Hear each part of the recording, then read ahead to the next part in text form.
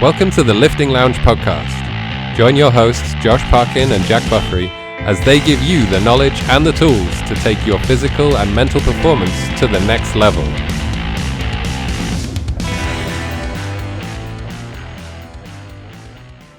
Hello. You know exactly why I'm laughing as well, don't you? Yeah, you're going to try and get me there, and I know you was. You bugger.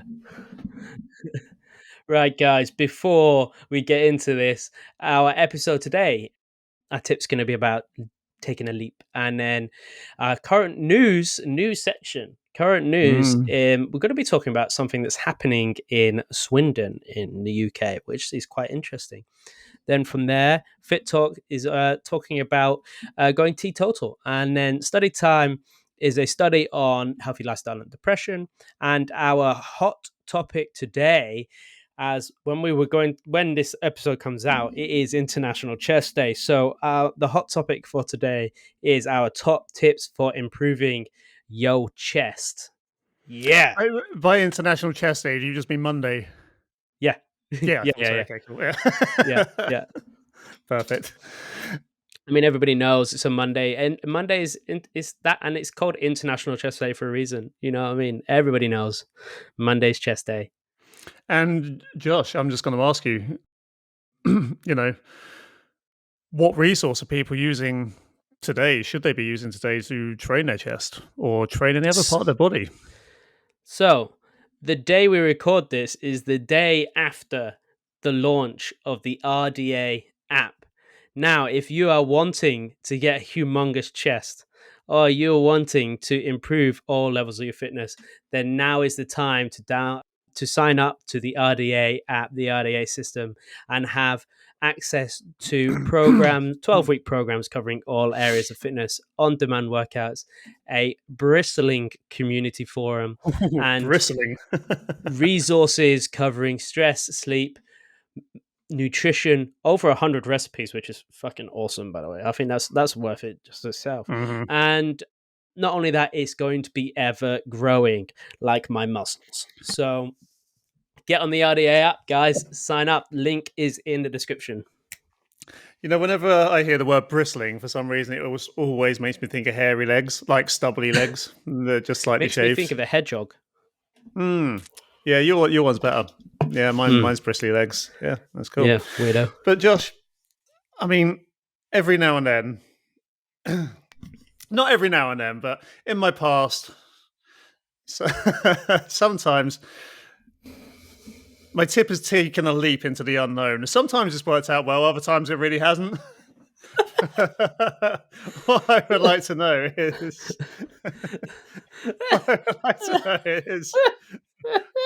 how should I approach taking a leap? Maybe you can help me with this. What I want to know is when your tip's taken a leap into the unknown, and it's not come out well. What does that look like? Is it a bit green the next day? Let's take some penicillin. Like what's going on here? Man, there's all sorts of repercussions. Some physical, some mental. It changes on a on a leap to leap basis. It can be different. I'm not gonna lie. Most of the time, it's mental than it is physical, isn't it? That's the problem.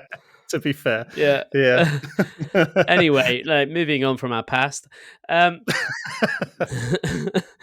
My fitness tip. Separate paths, by the way. I'm just going to put that one in there. Oh yeah, shit. I can't wait for the fan art. Oh no. Right, anyway, let's get on to this thing anyway. Let's actually record a podcast. So my fit tip for today, people, is to take the leap. Now, the reason I'm saying this is because me and Jack are doing that as we speak. We're taking the leap. We're doing it. We're living that life. We've decided to set up our own business and take a leap into the unknown. And it looks like is going to do as well.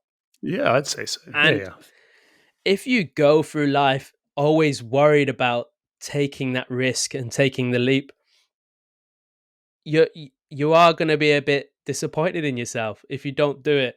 And yes, this might not work out, but I'm going to be so happy that I actually gave it a go and took that leap. So, guys, if it's you're not sure, and it doesn't have to be something huge and life changing, it might just be, do you know what? I really want to learn how to squat heavy.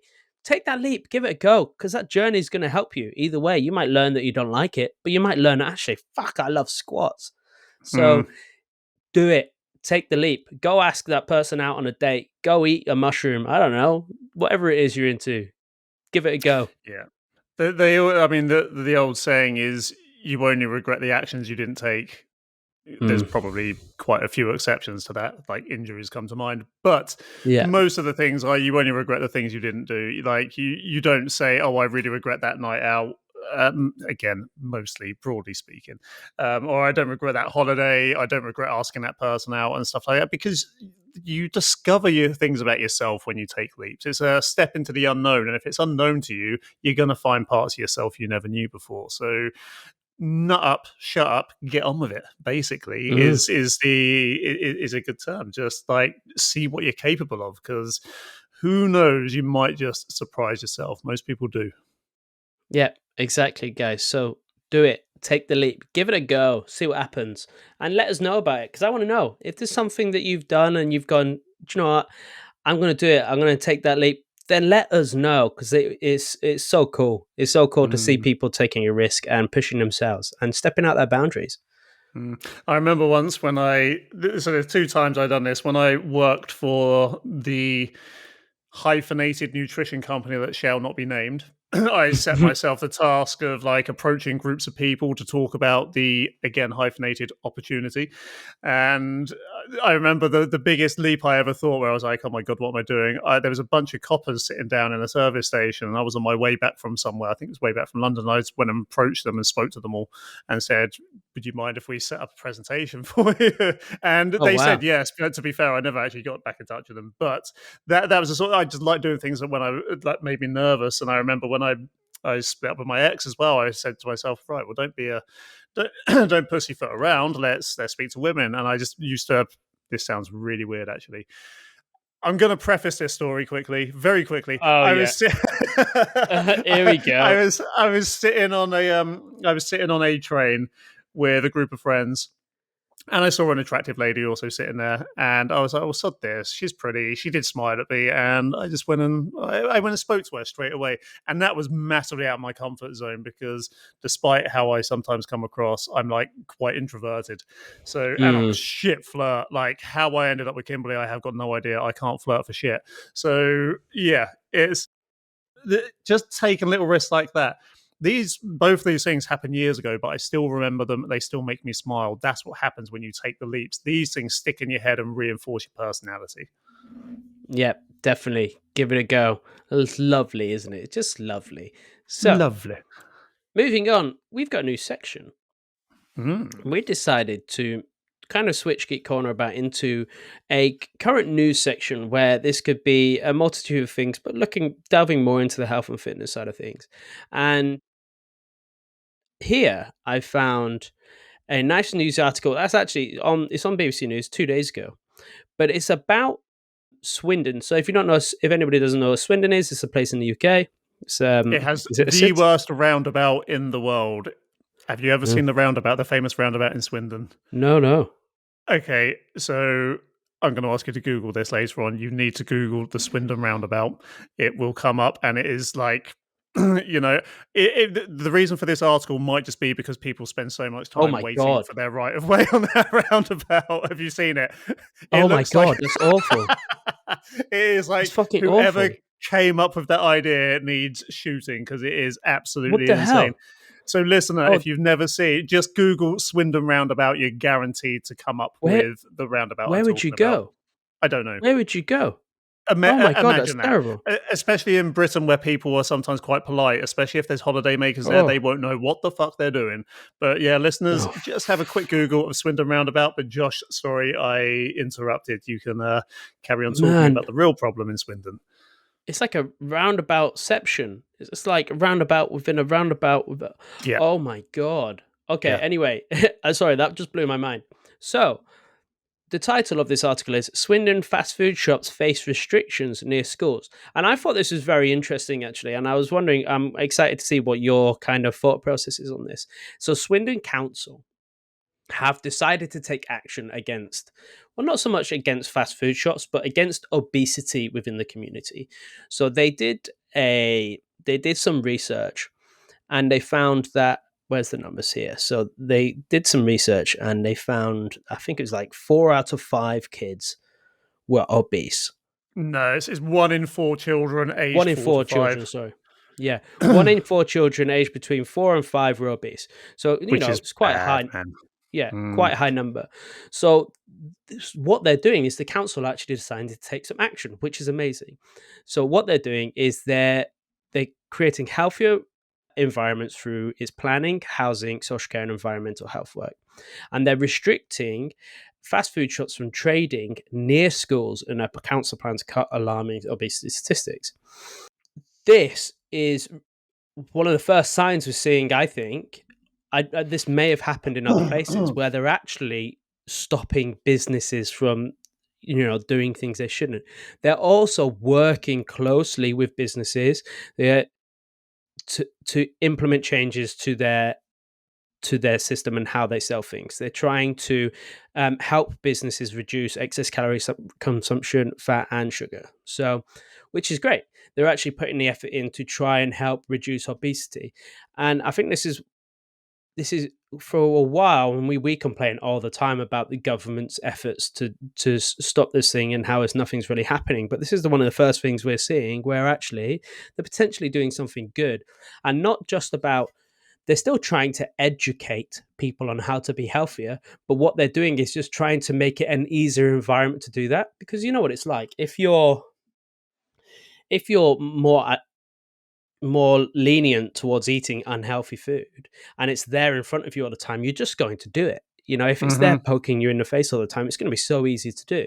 So the fact that they're now just taking that out the way, so you're not tempted by it, is a good thing. It's like when the shops started taking chocolate away from the front of the shops and just changed it for like fruit and stuff along those sorts of lines, so people didn't buy chocolate at the end and instead brought maybe healthier things. Yeah. Unfortunately, I don't think this will come to anything as nice as it would be, and I like the sentiment behind it. When it comes to people's businesses and livelihood, I don't think this will happen. Like, I don't. I would love it to. I love the fact that they're taking an initiative, because that is what we need. Is like what we talk about all the time. But what takeaway is going to, unless they get some sort of, what's the word I'm looking for? Not funding, Incentive. but that's it. Some incentive, or as in it has to be a financial incentive to them from the council to push healthier foods. It's not going to sell. So there was a study done quite a few years ago now, and it was based on McDonald's starting to sell salads. No fucker bought them, but just the idea of having a salad on the menu made people think they were making a healthier choice just because it was on the menu. And how? I don't get how. Like, you don't go to a takeaway to get something healthy. It's not the way it works. So as much as I like the idea they're trying to implement change, they can't do that. What the bit that does make sense to me, though, is the fruit and veg scheme. So just making it so fruit and veg growing schemes are like, they're just everywhere. I think that is a great idea, because I think it also teaches people about where the food comes from, which is something, especially when it comes to meat and stuff, that's something most people don't even think about anymore.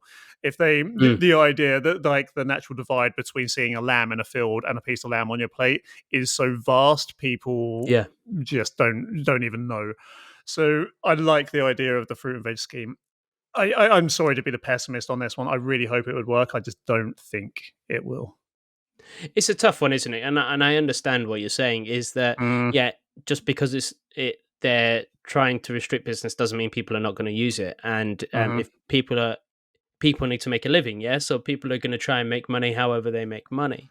But I do think it is good moving it away from areas that may, like, having it next to the school is probably not helpful. Like, for instance, if it's a secondary school where you get to leave at lunchtime, like when I was a kid, we got to leave at lunchtime and we used to walk to the shop and buy sweets and then walk back. So if kids are doing that at lunch and walking out and going to McDonald's and then walking back, then they're just eating unhealthy, yeah? Whereas if it's too far away and those kids are then only being supplied healthier food at school, then that is a little bit better. I However, don't I think that's do not what it's saying, though, is it? I mean, no. so this isn't about moving businesses away because they wouldn't be able to enforce that. It says here they're engaging 80 businesses in postcodes that have been linked to areas of great childhood obesity. So it's not physically moving the businesses because you can't. Like that's what I mean. Like that's why I'm just like not really sure. Well, it But does say fast food shops will be restricted from mhm. trading near schools in a council plan to cut alarming obesity statistics. So they will be restricted from trading near schools. So I don't know what that means unless they're not allowed to trade. If restricted means they can't trade in the school or they're not allowed to trade during specific times, Mm, you know, are they not allowed to trade during like school lunch times or school close times, you know, and they're only allowed to trade at specific times? yeah, it's. I think it's one of those cases where we need to know more about it because Yeah. the moment you start messing with people's livelihoods, then which is where the fast food restaurants come in, that's when you get a kickback. And the fact that they're making a statement, not saying maybe, they've actually said fast food shops will be restricted. It must mean something has happened. So it'd be interesting to know exactly what has happened here. I think it might be times, and I think maybe it's a selling age. Maybe they're not going to be allowed to sell to people like kids under 16 or something Hmm. during certain times. Again, I don't reckon they will really stick to that restrictions. And I'm just having a quick Google now to see if I can actually find anything else about it because will be Yeah, restricted it's from just that saying same that article. subconsciously it will help people. Yeah, this is I now so this is a case of not reading enough into it, but the more we read into Takeaway it, vans and okay, yeah, so carry on. yeah. So it's, the more we read into it, it's more them saying we're tackling it by saying vans and stuff can't go near it, but subconsciously it will encourage them to eat more Hmm. healthily. And I, that I fucking hate that. Like subconsciously, will it fuck? If my subconscious had the choice, you know what I mean? If my subconscious had the choice, I'd be in hobnobs all day. You know Yeah. that's what I'd be doing. If I let Hmm. my body decide, you know, that's one of the ones I hate when people go, "Oh, I just listen to my body and then I ate shit." If I listened to my body, I would be rolling to work on my belly. You know what I mean? I'd be so massive. So yeah, well, it fuck. That is a bit annoying. But like It's you only said, I do like 400 meters away from schools as well. God. Only That's 400 meters. like only 400 meters. Yeah, yeah. So the average, okay, for a kid, so that is probably 800-ish steps away from their school, maybe a little bit more, which isn't actually all that much. No. That well, Nope, it's a nope. running track. 400 meters is one Yeah, lap yeah, of a yeah. standard running track. So yeah. Okay. All right. Well, there you go. So, like you said, though, I do think these fruit and veg growing schemes are Hmm. great, and I've always thought this about is it education is a big thing, yeah. So I think I've always thought it'd be a great idea to have a charity that creates like veg, like, you know, easily to take down and put together veg patches that you can put in anyone's garden, like front or back, doesn't matter. Hmm. Little like veg beds you can put in their garden, and then you go and teach those people how to grow the veg in that garden, so then they can, you know, take some kind of charge of their own health and what they're doing.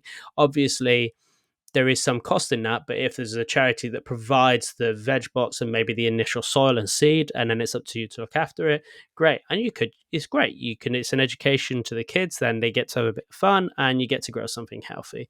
Obviously, you're never really going to grow enough just off that to eat like all the time, but you know, it's something that's going to help and promote eating vegetables. So something like that is great. Hmm. But more needs to be done on the education side of things, and they're teaching people, right, this is what you need to do for exercise. This is what you need to be eating on a daily basis, and this is how you do it on a budget. Yeah. Yeah. Yeah, I really hope that something happens with this. Again, the pessimist in me thinks it's more virtue signaling than anything else. If I'm honest, I reckon this guy's Yeah, probably running for a higher position in council, and that's probably really bad of me and a real bad way for my outlook. But I genuinely hope it does. But like you said, the fruit and veg thing, like the apocalypse is going to come soon anyway. So it's nearly Halloween. I yeah. reckon the apocalypse is coming. So let it, like teach people how to grow fruit and veg. But it, yeah. I can't really say anything else that I haven't said. Yeah, true. What That would is you true. do? What would you do if you were a dictator? If you were a dictator, what would you do? Mhm. That's it's a tough one, isn't it? Because Mhm. there's so many sides to this. Because Yeah. if you just force people to do something, it doesn't work, right? If you Mhm. force people to say, right, nobody's allowed, like the prohibition, for instance, nobody's allowed to Mhm. drink alcohol, nobody's allowed to eat shit food. It doesn't work. People are just going to do it. And also, how much, because we don't really know what's going on behind the scenes. So, how No. much do these big food companies, these big food corporations that are doing ultra processed foods, how much of their hand is in the pie in the background? You know what I mean? How much are they influencing everything? Because you would have, that's the problem. Yeah, is all of those. You would make Mhm. all their marketing and branding dull as fuck. You would make you would subsidize healthier food companies, and you would then pump everything into education and then give as much as you can into promoting that kind of lifestyle. It's instead of having all the nice and best advertising on a McDonald's and a Coke and a this, that, and the other, because that's what it is. Mhm. People go, oh, that looks really nice on the TV, and they see this big banner and go, oh, do you know what I could do with my? Oh, treat yourself, treat yourself, treat yourself, treat yourself. Yeah, fucking, I will. I'm gonna eat all that, and then they get hooked. Whereas if it Mhm. looks like a cigarette packet, and you just see an obesity diabetic person with a leg cut off on the front of a McDonald's wrapper, yeah, you're not going to want to eat Yeah, it, yeah. are you? It's going to No, put you no, off. that's it. And then I always find it quite funny that the stuff that does need advertising because it doesn't get eaten enough is healthy food. But the only Yeah. reason that is because there's no profit in it. There's very No. little profit in stuff that comes from a field or a farm, but there is a shitload of profit in stuff that is highly processed and you sell for a massive profit margin, like a McDonald's burger or a chocolate bar. So Yeah. yeah. I mean, the marketing is key to the whole thing, isn't it? And Hmm. education as well. Yeah. Yeah, let's just it, it's so ingrained in our society and our economy that there is no real solution that isn't going to take generations to implement, unfortunately. Hmm. Yeah. It's interesting. I know you haven't listened to it yet, but I was listening to a podcast.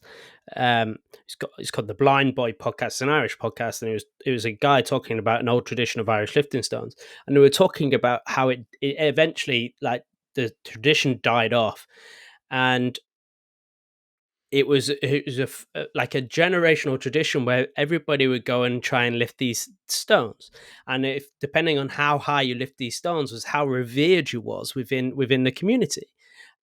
And then it all stopped, and they reckon that it stopped due to the potato famine in Ireland. So nobody then no, when you're hungry, when you're fed and you're feeling good, then yes, you have the energy and the time to go and do these traditional things around exercise.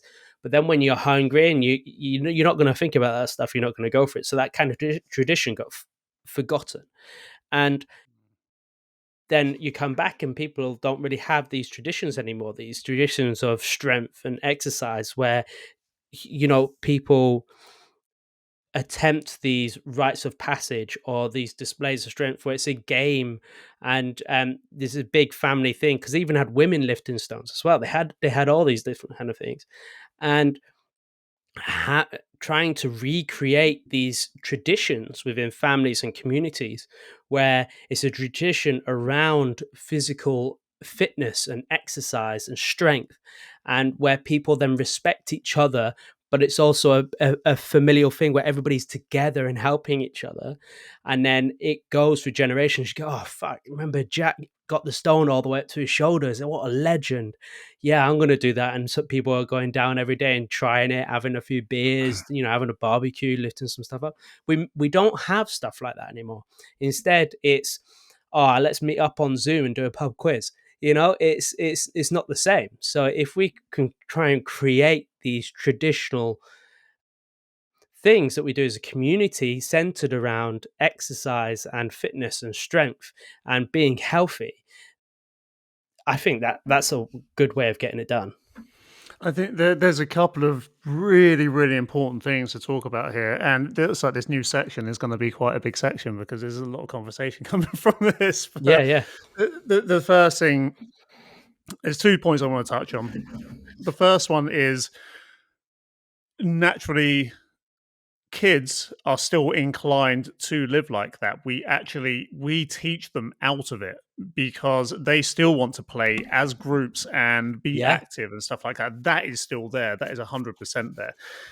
And I think it is mortifying that that isn't encouraged. But look, I'm not saying I'm not necessarily blaming parents here.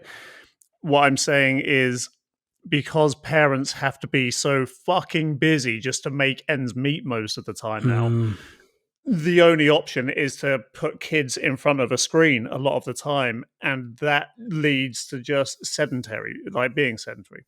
Whereas kids are naturally inclined, if you put them in a room with each other with nothing else, they will be physical through play. But we breed that out of them. The second point of this is, we do still have that reveration, is if that's even a word. We revere these people who can do these things, but now, because of this childhood where we grow up, where we're just nowhere near as active, we elevate these people to such a high level that can do these things that they become superstars, and we think that that is so far removed from where the normal everyday person's at. Hence the reason you get 80,000 fat fucks at a football match watching 22 fit people play.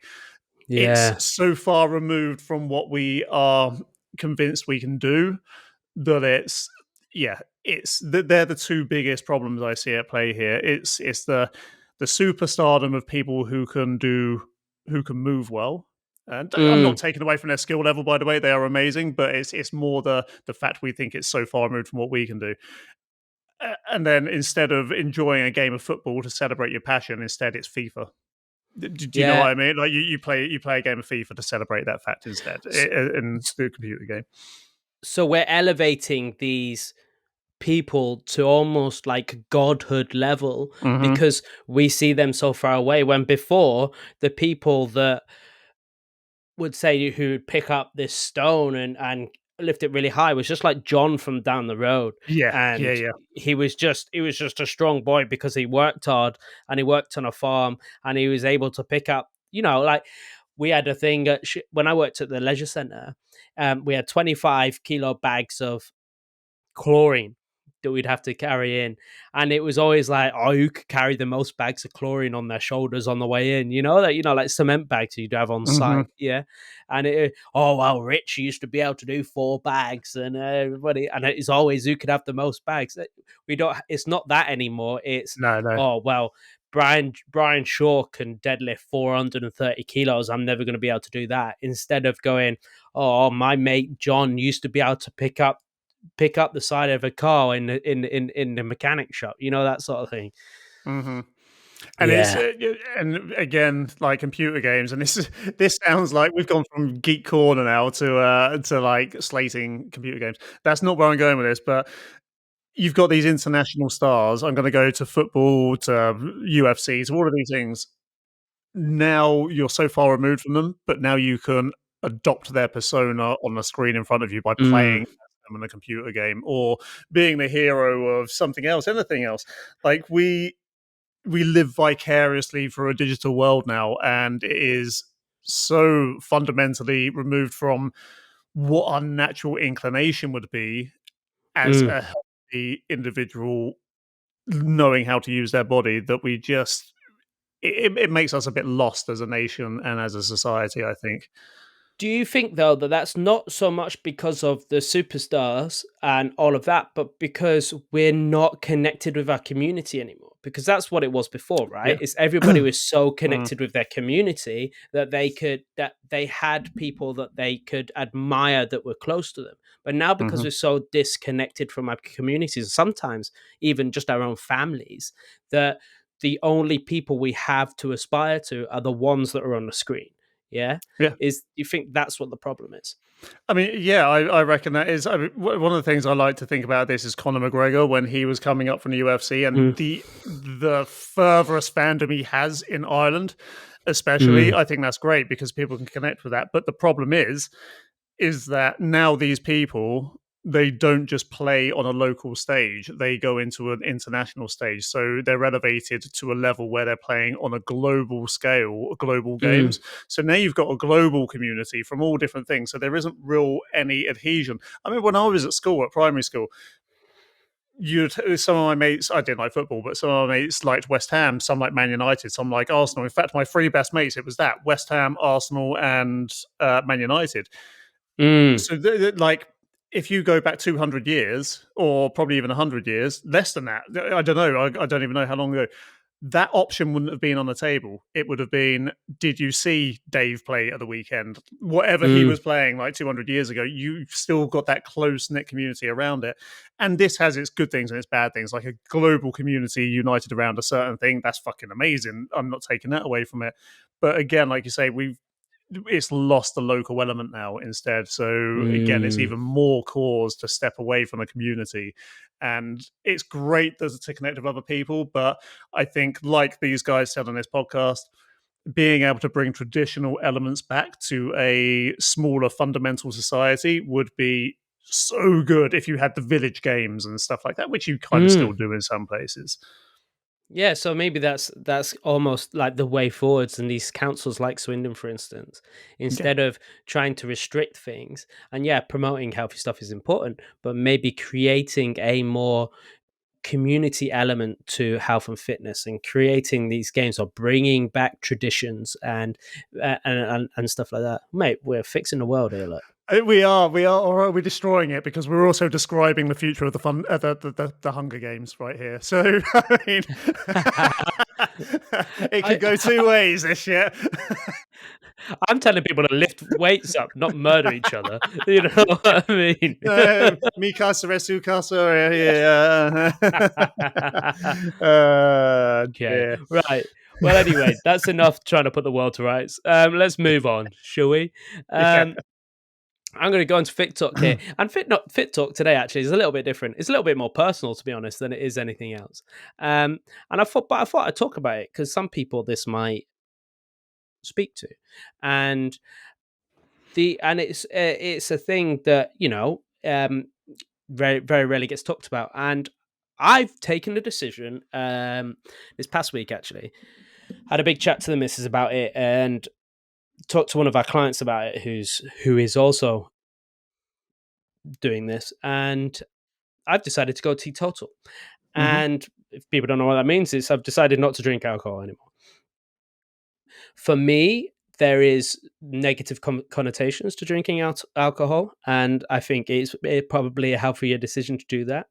But I figured I'd be open about it on here because there will be some people out there who may be thinking the same thing, but like a bit worried about doing it and not sure. So it's good to mention it, and then people can have a good idea. But also how talking about the challenges of doing that, because there are going to be challenges, right? Like I think the biggest challenge for myself is going to be the social aspect of drinking alcohol. So, for instance, tonight I'm going to a book launch, and there's free prosecco. I don't even like prosecco, right? But I will fucking drink it. That's the Mm. thing. So it's like, so there's just stuff like that are challenging. Or it's Christmas soon. It's like it's beer central. So yeah, I've decided to go teetotal, and I'm interested in the effect that that's going to have on my overall health generally. So, what effect that's going to have on my mood, on my shape, on how I feel energy wise on a daily basis, my sleep, and yeah, it's going to be interesting. Yeah, man, it's going to be really good to to hear your feedback on that. I'm Mm. probably the other way round. I probably need to start drinking more alcohol to make me more interesting because I'm just I don't know if that's how it works, man. so I I just don't drink. Like I've never been someone who will have a beer when I get home to chill out. That doesn't affect me. For the idea of me going teetotal would only affect me 4 to 5 years and 4 to 5 times in a year. Like I that's Yeah. how much I drink. I do enjoy a drink. I can't pinpoint the exact time I stopped drinking because in my early 20s, my mum probably thought I was a borderline alcoholic at one point because there was a good couple Mm. of years when I was just getting smashed every night. But then so I don't know what happened. I just stopped. I just stopped drinking. It might have been when I started my own business for the first time. I can't remember. But it's not that I don't like it. I don't like the fucking hangovers anymore. I can tell you that much. But Mm. it's yeah, I'd be interested to know what your feedback is like from doing it because it's such an interesting concept for me, someone who's never really just enjoyed a normal drink every now and then. I have no idea how much it like say affects you or anything like that. So Mm. for me, it's going to be interesting watching how you get on with it. Yeah, my kind of analogy with it, and so one of our clients is sober and has been sober for like 30 odd years, and I was talking to him about it on the weekend, and he had a good quote, and it was because it's also for the same for me. It's cigarettes is also the same. I don't smoke, but I used to smoke, and they have the same effect on me. And it says saying that you like them isn't the right word. It's more that you lust for it, right? Hmm. And a lust for alcohol and cigarettes. And the analogy I used, and I think I used it this morning at work talking to somebody, it's like if you've watched Tom and Jerry, yeah, and you know when they put a pie on the windowsill, and then the smell from the pie it goes over and it's like a hand and then it's like giving them the finger to say Hmm. come here, come here. If I walk past the alcohol in the shop, it does that to me. Yeah, Mm. it pulls it. It's like literally from my stomach I feel it pull me towards it. And it's the same with cigarettes and the smell of cigarettes. So that, and then when I have a little bit, it's like, oh shit, I want more, I want more. And it becomes almost like if I go out on a town. So for instance, if me and Rachel go out somewhere and I'll go, it's fine, I'll drive home, I'll just have one. Um, I'll have one, and then the only thing I'll think about for the rest of that evening is more. Yeah, is Mm. how can I get more? Can I get some more on the way home? Can I do this? That's the only thing that's going on in my head. Or when it comes to like if I'm out in a town and I can smell cigarettes, that's like that's all I'm thinking about. How can I sneak off, grab a cigarette? What can I Mm. what can I do? So it's that's the kind of effect that it has on me. Is this like it almost I gravitate towards it. It's like it's pulling me all the time, and I'm like fighting it. But I've never really made the decision to go. No, I'm not doing it anymore. I'm teetotal. I'm not doing it anymore.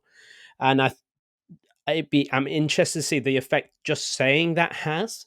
You know what I mean? Mhm. Just saying, actually, no, I don't do it anymore. And if it helps stop that pull, or if it just makes it a bit easier to like pull away from it, you know? Mhm.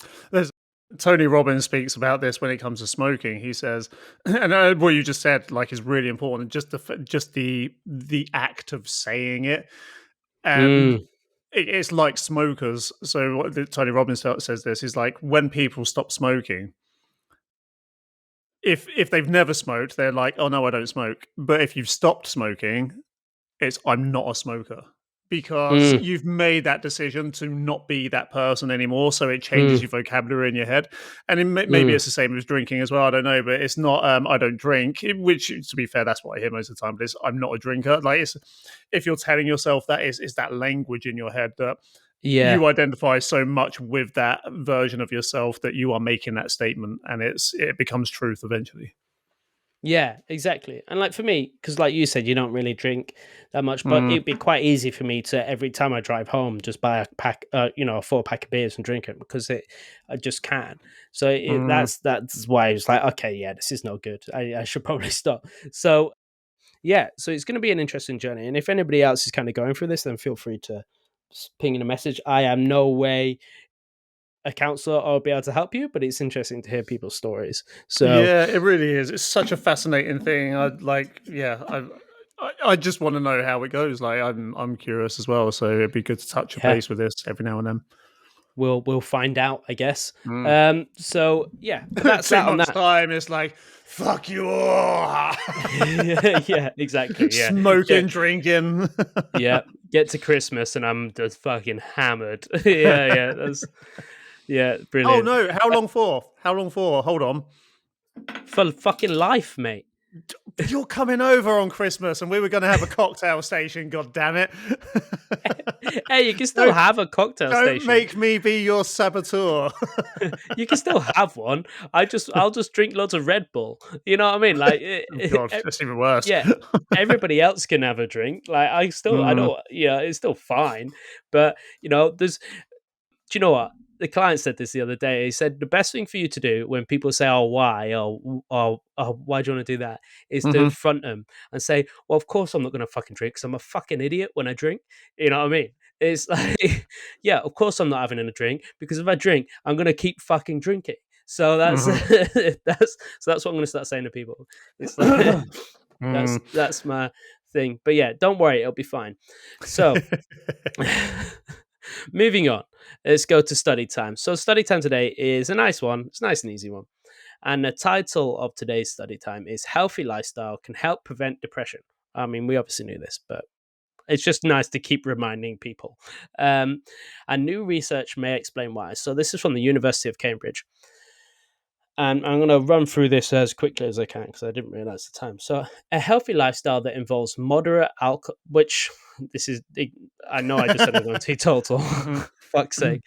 A healthy lifestyle that involves moderate alcohol consumption, a healthy diet, regular physical activity, healthy sleep, and frequent social connection while avoiding smoking and too much sedentary behavior reduces the risk of depression, new research has found.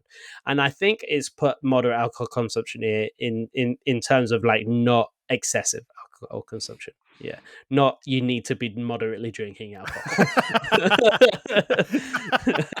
Yes, Josh, moderately drink at Christmas. Fuck, I'm just gonna get pissed. You know what I mean? Like, fuck it, just give it all up.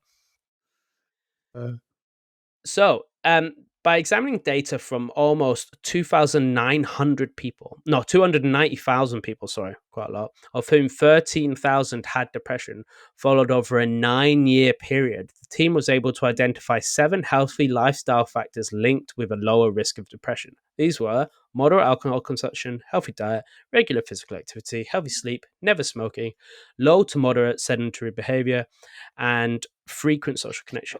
All of these factors, having a good of all these factors, having a good night's sleep between 7 and 9 hours a night made the biggest difference. wow, that's a quality little thing there. I like that. That's really interesting, that isn't it? Mm. That's reducing the risk of depression, including single depressive episodes and treatment-resistant depression, by 22%. Jesus. Frequent social connection, which in general reduced risk of depression by 18%, was the most protective against recurrent depressive disorder. So make some friends, you know. Mm. But which makes sense, yeah, because loneliness is fucking one of the worst things. It is. So having some regular social connection is really important. Moderate alcohol consumption decreased the risk of depression by 11%, healthy diet by 6%, regular physical activity by 14%, never smoking by 20%, and low to moderate sedentary behavior by 13%. Based on the number of healthy lifestyle factors an individual adhered to, they were assigned to one of 3 groups: unfavorable, intermediate, and favorable lifestyle.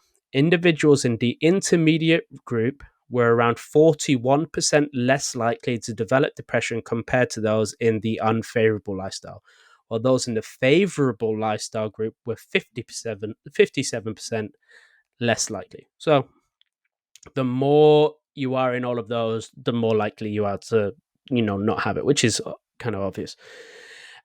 They also examine the DNA of the participants, assigning each a genetic risk score. So there is actually some genetic basis for this as well, which is quite interesting. The score was based on the number of genetic variants an individual carried, that have a known link to risk of depression. The lowest genetic risk score were 25% less likely to develop depression when compared to those with the highest risk score. So actually, the genetics, yes, 25% is quite a bit, but it's not as much as I thought. It's more about the lifestyle you're living than it is about your genetics. So anybody that says, "Oh, actually, my family suffers with depression," is not really any hope for me. This is saying, actually, if you're in the favorable category, it's still higher percentage than it is the genetic proportion, so that's good. So I mean, there's loads more shit on here, but we'll include it in the link, obviously. But essentially, it's saying you want to look at all these factors of your life if you're wanting to manage your depression, and the fact that sleep is the highest is super, super interesting. So you really want to be focusing on that and trying to make sure that you are sleeping better. So I have quite a strong view on some stuff like this, which comes into the mental health issue and the depressive thing. The thing is, I don't usually like voicing it too much because I'm not an expert on mental health. And people can just say, "Shut the fuck up, Jack. You don't know what you're talking about." But I'm going to take a leap and say what my views are on depression. Yeah, go on. I strongly, strongly believe that a lot of these things, all of these things, moderate alcohol consumption, healthy diet, regular physical activity, healthy sleep, never smoking, low to moderate sedentary behavior, frequent social connection, all of these things, they have to be conscious decisions that you have to take control of in your life. And I think depression is a sense of not having control in anything in your life. This is why I've said many times before, the two biggest things you can control are what you put in your mouth and what you do with your body. So that's where I always like to start. I think that this is actually backing that up as well. I think it's backing my view up. Although all of these things will have, we talk about epigenetics and stuff like that. I think these will have biological markers that will change your body and the way you will maybe feel or experience depression. I honestly think that the biggest one is the fact that you feel like you're taking control of your life and you feel empowered by that. That is what my view on that most mental health and depressive symptoms are. I know there's so many other things, but I think on a large scale, that is what my theory would be. I've only been in a depressive state once in my life, and it was where I felt like I was working so hard and not getting anything out of it. And it was also in an industry I didn't like.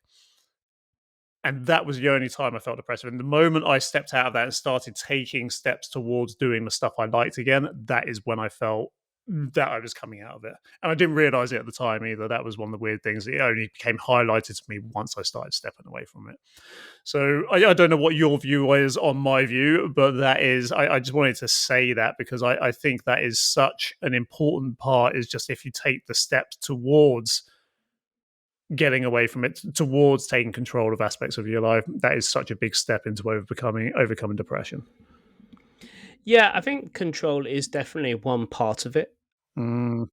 From and not having control of certain aspects of your life is definitely one part of it. Another, from my experience, is that it's a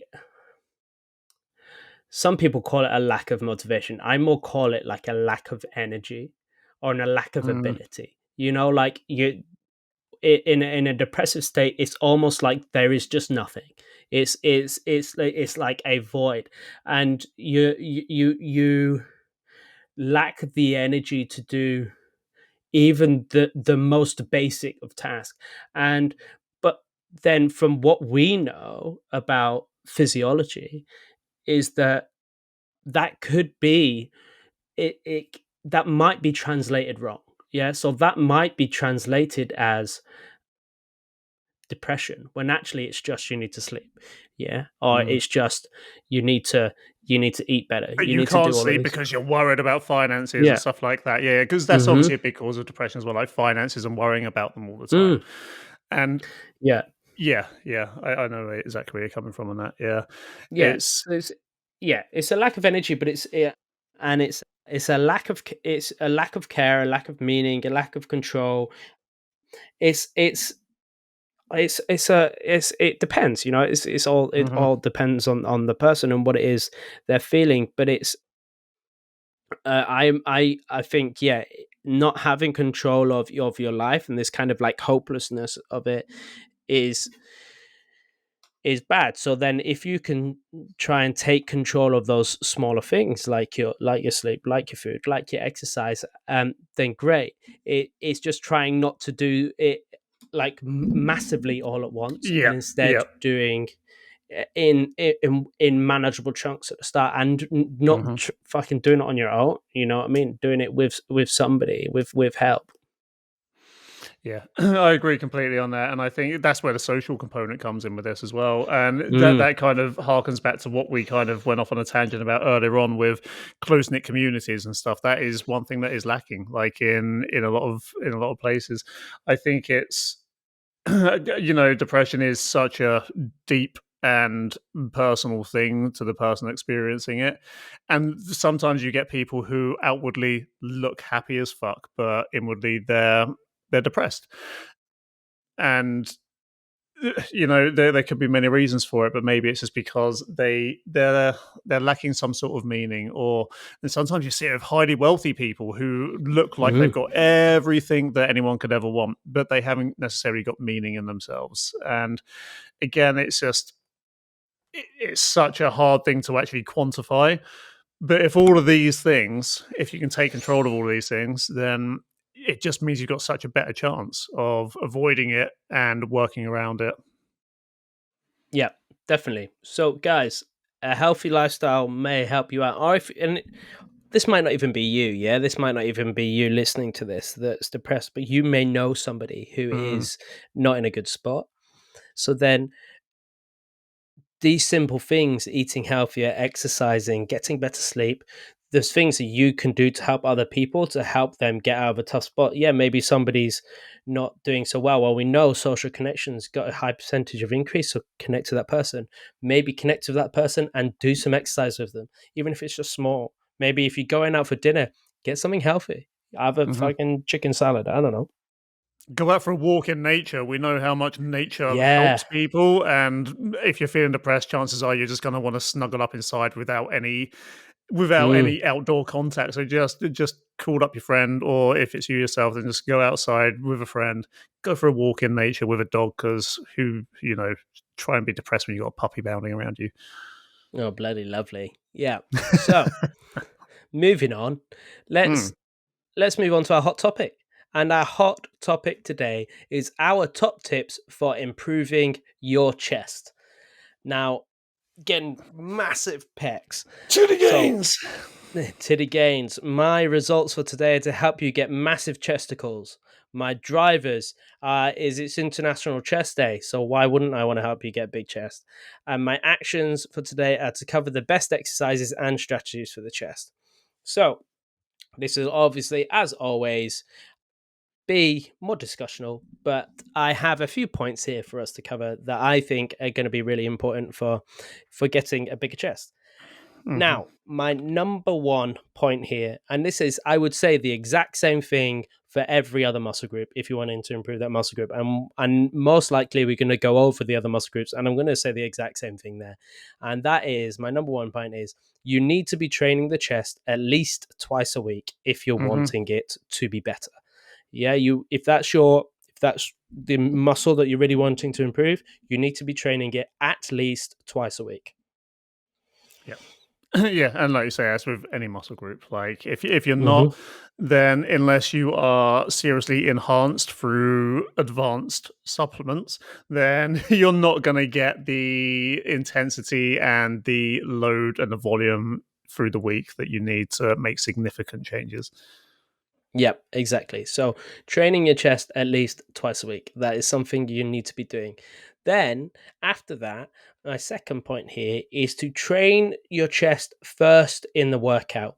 And the reason for that is, and we've talked to this before about like gaining strength, but it's not just about gaining strength, it's also in muscle mass, all of those things, it means you have the most energy you can to put into that muscle group and at the start of the workout. And then you can put the most load for it, the most reps for it, whatever it is you're doing, whether it's high volume or a high intensity phase, do it at the start of the workout.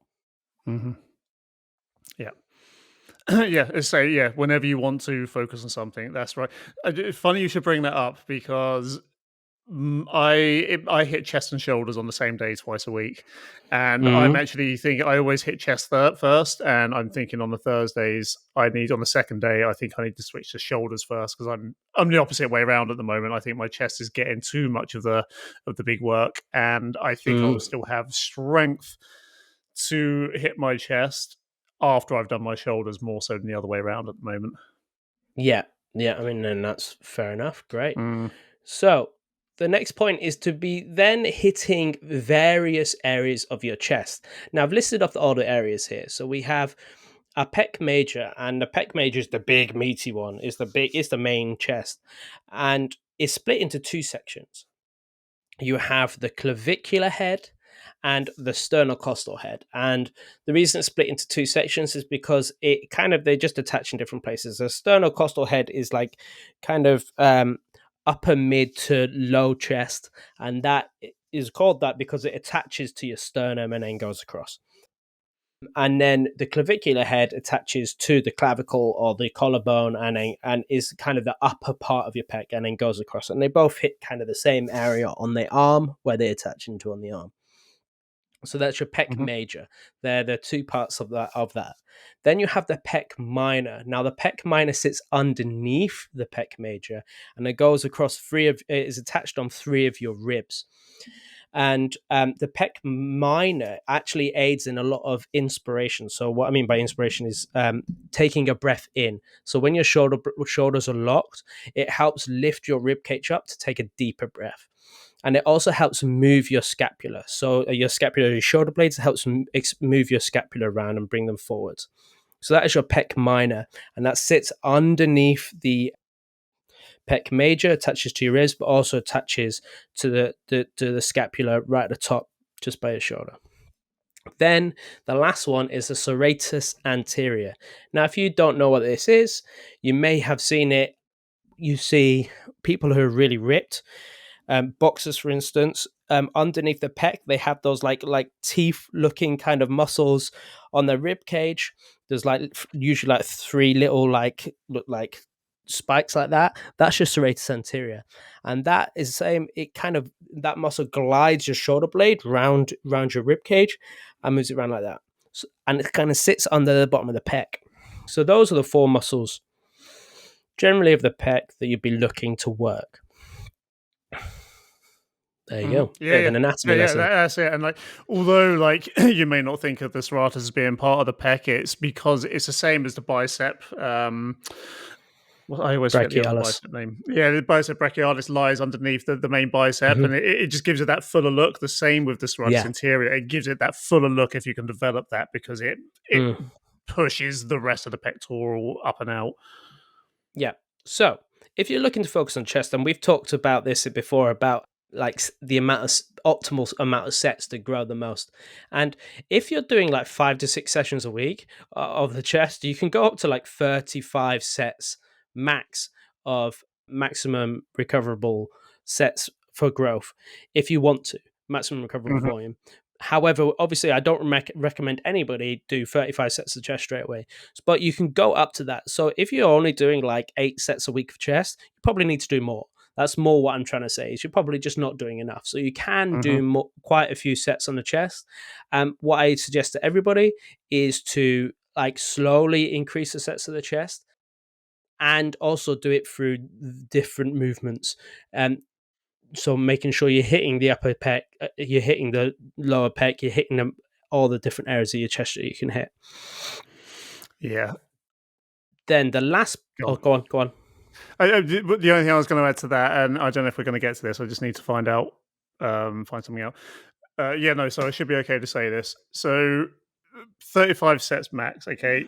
There's going to be some factors born into this. So we're going to get onto what exercises in a minute, and some of them are very, very tricep heavy, okay? one thing you do have to bear in mind is that if you're doing any other arm work or shoulder work, your triceps might not you'll end up then doing like 70 sets for your triceps because of the triceps are so heavily. So make sure that you do get your flies and stuff like that in, so you're not, so flies actually recruits more with the bicep than it does the tricep.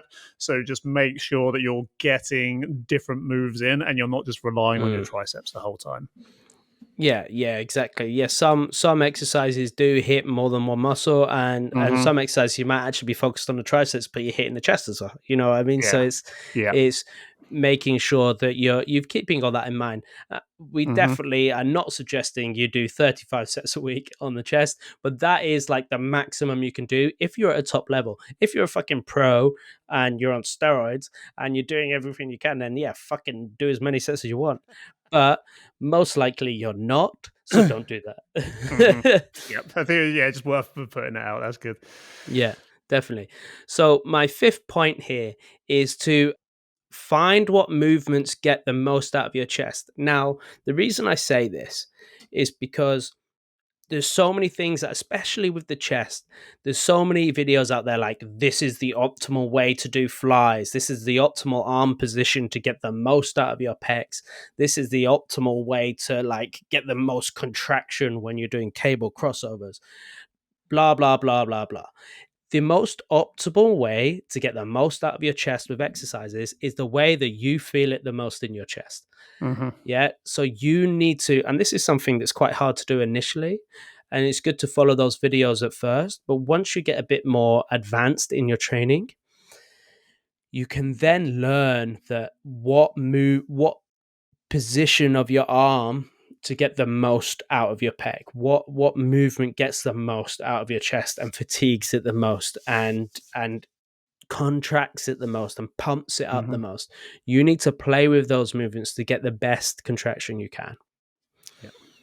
Yeah, definitely. And everybody is built slightly different. There's going to be massive similarities between pretty much everybody, but a slight adjustment of your elbow position or the slight adjustment of your shoulder position might get you a stronger contraction in the chest than any other position. So some people like to turn their little pinkies in at the bottom of a fly, at the top of a fly, sorry. Other people like to turn their thumbs in at the top of a fly. And it's whatever you feel like you're getting the most contraction from.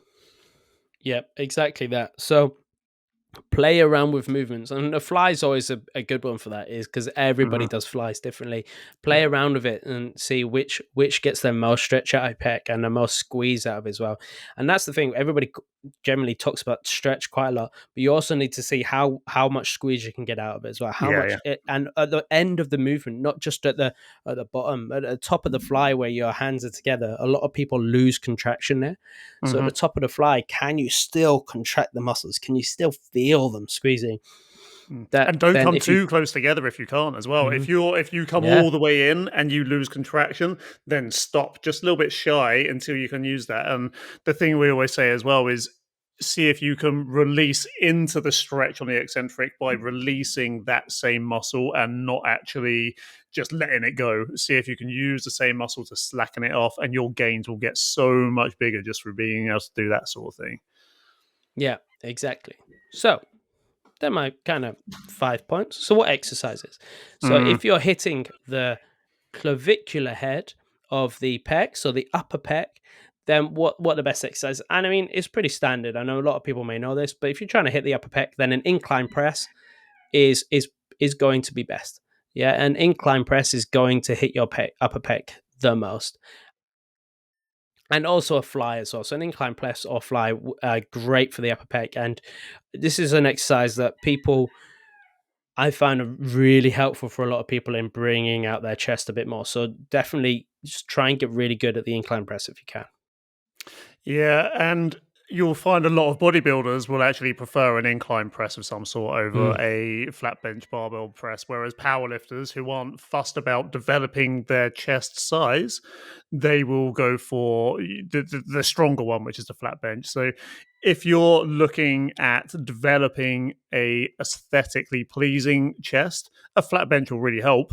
But probably the biggest bang for your buck would be to spend more time in the incline position, but don't let your ego get in the way that you're not hitting the same weight as you would be on a flat bench. Mm. Exactly. So incline press and fly if you're wanting to hit the clavicular head of the pec. Now, if you want to hit the sternal head, so the sternocostal head, then a flat bench is generally going to do the most. Some people prefer dumbbell bench and feel like they get more out of it. Some people prefer barbell bench. I find that I generally get a bit more out of a dumbbell bench in terms of like growth and contraction. I feel like I can move a bit more freely with that, but it's different for everybody. And a flat fly or a cable crossover, I think, is really good for hitting that bigger, meatier part of my chest. Yeah, completely agree with that. And one of the little tricks that I like to say to people just to get the fibers all fired up is if you are flat barring it, squeeze the bar together as you're pushing up for the first couple of reps. You won't be able to do that as you get heavier and heavier. You can try, but you will lose that sensation. But that should just wake everything up a little bit more to make you understand where it is. But when it comes to a dumbbell press, this is going back to what we said earlier on, what gets the best out of it for you. So maybe have a slight play with your elbow position and your shoulder position and your wrist position, so those 3 joints, and that you'll find the perfect one for you. One general rule of thumb is, though, that the more tucked in your elbows are, the more likely you are to hit your triceps as opposed to your chest. But that doesn't mean you should come all the way out here either, because then that also puts the shoulders more at risk and does hit them. But see if you can find that place, and it might even have a little bit of rotation. You might start off like that with the dumbbells with a standard grip, and as you press up, it might turn into a neutral grip, and just play with that to find out what gives you the most contraction as you press up. Yeah, beautiful. So next we have the pec minor, and to grow the pec minor, and knowing that it helps stabilize with the shoulder blades in place on the ribs there. Dips are great for the pec minor, and yes, dips generally think people generally think dips are for the triceps, but actually they're used for the chest quite a lot, and you can dip in a way that hits the chest more rather than focusing on focusing on the triceps. And so dips, and also the other exercise, and this exercise goes across the pec minor and the serratus anterior, and that's a dumbbell pullover. And dumbbell pullovers are fucking great, and they're underutilized a lot. Not many people use them, and people should use them more. Not only are they great for building up your chest and your lats and your serratus anterior, they're just good for your posture as a whole. So if you can get strong at dumbbell pullovers, that is amazing. That's the one exercise that Arnie says was his favorite exercise. They are great, and I'm not gonna lie, I use them more for shoulder health than anything else because they're also great for that, just for improving that. But yeah, I mean, as you pull back over, your pec minor is just going to take a full stretch on the way back and then contract as you bring it back up. So it's just obviously going to start growth. And that's the thing with shoulder health, right? Is that a lot of shoulder health, it's not just about the rotator cuffs of the shoulder, but it's also about your scapular position, your shoulder blade position, and the serratus anterior and the pec minor monumental in holding the scapula in the right place. So by doing pullovers, you're building them up, and then your shoulders are going to be healthier. So bonus, you know what I mean? That's great. Yeah. And the last exercise for the serratus anterior is a push-up plus. Now, if you don't know what a push-up plus is, also can be called a scapular push-up, and that's where you're in the push-up position and you don't bend your arms, but you drop your chest as low as you can, squeezing your shoulder blades back, and then you go the other way and push your chest away from the floor and expand your shoulder blades as far as we can. And that's a really good way of moving your shoulder blades, but also working that serratus anterior and moving around. Some of the other thing you can do for the serratus anterior, and these guys are the best, probably have the strongest serratus anteriors in the world, and that's any form of calisthenics. It's like trying to do planches and stuff like that. But that's kind of high level. So that's why I never really suggest it to people. But if you get into calisthenics, you're probably going to get quite a strong serratus anterior. Yeah. One thing I will say in the push-up plus one, and I'm actually going to cover the pec minor in this, and well, to be fair, the pecs in general with this as well. But I'm going to start with the push-up plus.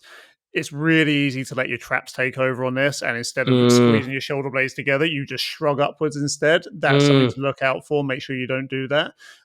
But the other thing is as well, Josh has mentioned the scapula quite a lot of times in terms of the different attachments on it. The chest is a great muscle to build, but a lot of people spend a lot of time doing it and also have bad posture from sitting at a desk. So just make sure that the volume you put into your chest, you do to the reverse muscles on the back as well. Just to make sure you're balancing that out, because otherwise you'll end up with this hunched over forward shoulder kind of look too. So it's something to be massively aware of. Definitely. One I find a cue that helps people with stuff, exercises like the push-up plus and also just getting better back posture, instead of just squeezing the shoulder blades back, because a lot of people like try and just squeeze the shoulder blades back and expand it, but their shoulders really shrugged, like you said, is trying to make your shoulders as wide as possible. So trying to spread everything wide and keeping your neck tall. And when you try and spread everything wide, that puts you in a better position and it stretches the serratus anterior more and it makes that work more. So definitely give that a go. Yeah, if for a visual cue, if you think of your rib cage, then just think of your shoulder blades as gliding around the curvature of your rib cage, and that's literally what they do. So that is the way that you can open them up, and it's all just attached via muscle. So yeah, that'd be that's just think of it opening up, stretching across your rib cage, and following it around your rib cage, and then then you'll start to hit it in the right way. Yeah. So one little trick as well, if people find that they may have like an aggravated pec minor and they're having some kind of shoulder issues, as we know, pec minor helps with inspiration, so breathing in. So then actually focusing on trying to get more volume on your in-breath, so trying to take deeper inhales is going to help maybe release that off and stretch that out. So if you're starting to get really tight chest, then trying to focus on really deep breaths is going to help release those off. So that's just a nice little trick. If you're finding you're having tight shoulders, tight chest, tight ribs, deep breaths are going to help reduce all of that. It works the other way around as well. If you if you don't breathe heavily, then sometimes you can find your pectoral, your what am I trying to say? Pectoralis minor will sometimes tighten up anyway. And I've seen this quite a lot where I have clients who speak a bit breathless like this all the time. They never get a deep breath, and they are, just by nature, because they never expand, they are quite stuck with a bit of forward shoulder position and sore necks usually as well. So yeah, it all remember, it all combines together to work as one, as well as hitting individual muscles. Yeah, definitely. So, guys, I'll quickly run through these again. Number one, train. If you want to improve your chest, train your chest at least twice a week. Train your chest first in the workout. Hit the various areas of your chest, so your upper pec, mid pec, pec minor, serratus anterior. Then you can go up to 35 sets a week, but I'm not saying go to 35 sets a week. I'm just saying you might want to be increasing the amount of sets you're doing. Find what movements get the most out of your chest. So play with the position of your elbows, your wrists, your shoulder position. See what gets the most out of the contraction. For upper pec, incline press and fly. For general pec, flat press and fly. For pec minor, dips and pullovers. Serratus anterior, pullovers, and push-up plus. So guys, there is no excuse now. Go get a massive chest. Yeah, who doesn't want a massive chest? Who doesn't want a massive chest? I think, Jack, this has been quite a serious episode. It has. Make me laugh. Make me laugh.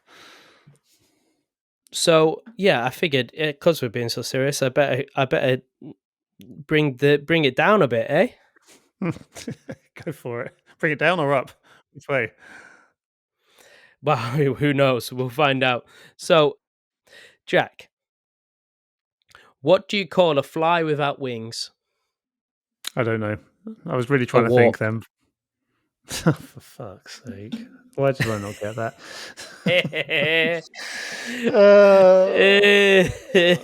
I was going way too deep in my head trying to think of that then.